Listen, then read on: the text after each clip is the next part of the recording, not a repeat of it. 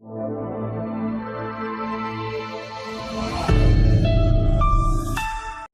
मेरे shining stars, कैसे हैं आप सब लोग बच्चों? मैं आशा करती हूँ आप सब लोग बहुत ठीक होंगे, बहुत अच्छे होंगे और प्रसन्नचित होंगे।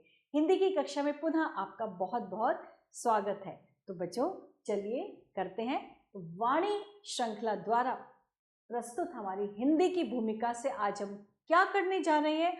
आज हम करने जा रहे हैं पाठ 7 और जिसका शीर्षक है पेड़ हैं कितने प्यारे प्यारे। बच्चों इसमें हमें एक कविता पढ़ने को मिलेगी, बहुत अच्छी कविता है और उस कविता में हमें पेड़ के बारे में हमें पता चलेगा। तो ये प्रारंभ करते हैं कविता को। और उससे पहले क्या करेंगे, उससे पहले हम करेंगे हमें पेड़ के बारे में, हमें वृक्ष कितने अनमोल होते हैं उसके बारे में थोड़ा सा हम जानेंगे। वृक्ष अनमोल हैं, ये पृथ्वी पर सौंदर्य, सुख और सेवा के प्रतीक है। इनका अंधाधुंध काटे जाना चिंता का, बहुत सही में सचमुच अत्यंत जो है चिंता का विषय है। प्रस्तुत कविता में इसी ओर ध्यान दिलाया गया है। चलिए प्रारंभ करते हैं।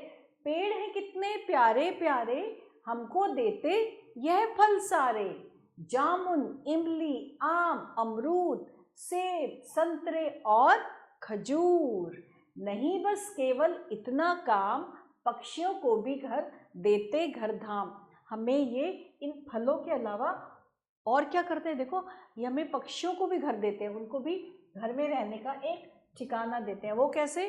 पक्षी लोग घोंसला बना लेते हैं, है ना, तो पक्षियों को भी ये घरधाम देते हैं। पथिकों को देते विश्राम, पथिकों को देते छाया, थकने वालों को विश्राम। सेवा में ये लगे रहें, करते हर मौसम में संग्राम। सहते वर्षा आंधी धूप, फिर भी रहता सुंदर रूप। इनके गुणों की नहीं गिनती, बस इतनी इनकी विनती। क्या है, क्या है विनती इनकी? हमको यूं ही ना काटें आप, वैसे भी है ये एक पाप।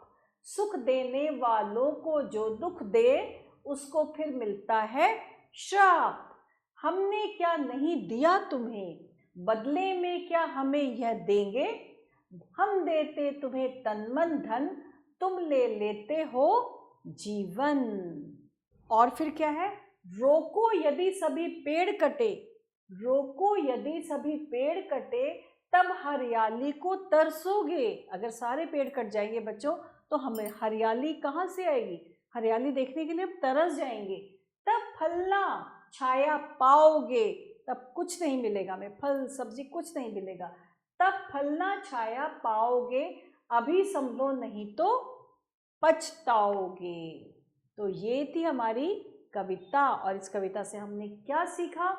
हमारा इस कविता नैतिक मूल्य है, वृक्षों के महत्व को जानकर उन्हें कटने से बचाने के लिए कुछ प्रयास कीजिए। तो हमें वृक्षों के कटान को रोकना होगा।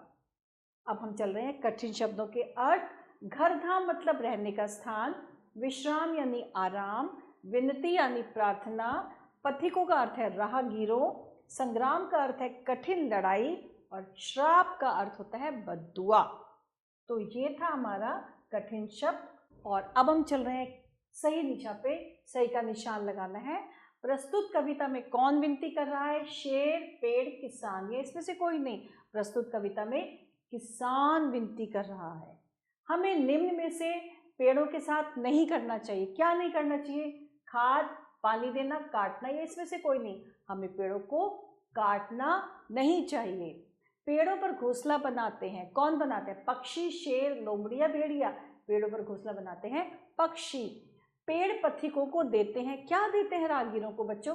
धूप, कष्ट, छाया, इसमें से कोई नहीं।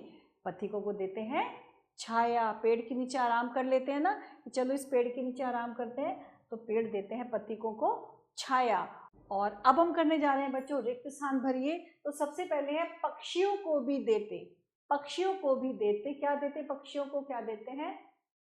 घरधाम। उनका घर भी ऊपर बनता है ना, पेड़ों के ऊपर। करते हर मौसम में, क्या था कविता में? करते हर मौसम में संग्राम। सहते वर्षा और क्या, सहते वर्षा आंधी धूप, तो यहाँ पे क्या आ जाएगा, सहते वर्षा आंधी धूप। अभी संभलो नहीं तो, अगर हम अभी नहीं संभले तो हमें बाद में क्या हो जाएगा, पछताना पड़ेगा। तो अभी संभलो नहीं तो पछताओगे। यहाँ पे हमने क्या भर दिया, अभी संभलो नहीं तो पछताओगे। तो बच्चों ये हमने रिक्त स्थान पूर्ण कर दिए और इसके बाद है प्रश्न उत्तर, जो कि हमेशा की तरह बच्चों प्रश्न उत्तर कविता को पढ़ेंगे, समझेंगे और स्वयं आप कविताओं के प्रश्न उत्तर करेंगे। तो इसके साथ हमारी बहुत अच्छी, बहुत शिक्षाप्रद कविता यहीं समाप्त होती है। बहुत जल्दी आपके समक्ष प्रस्तुत होते हैं, तब तक के लिए आभार।